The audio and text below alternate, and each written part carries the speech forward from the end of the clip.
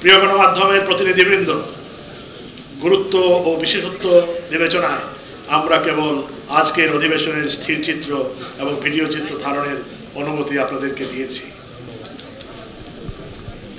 তবে ব্যক্তি উদ্যোগে সামাজিক যোগাযোগ মাধ্যম এবং ইন্টারনেটে এগুলো উপস্থাপন বা শেয়ার করা যাবে না।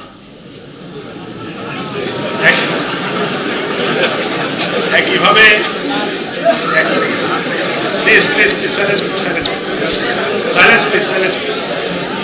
একইভাবে কেবল আজকের সংবাদ পরিবেশন ব্যতি রেখে ভবিষ্যতে কোনোভাবেই এই স্থির চিত্র এবং ভিডিও চিত্রগুলো সুপ্রিম কোর্টের অনুমতি ছাড়া কোনোরূপ ব্যবহার করবেন না। এই নির্দেশনার ব্যত্যয় বলতে চাই না, নিঃসন্দেহে আদালত অবমাননার ফলে সামিল হবে। আমি বলে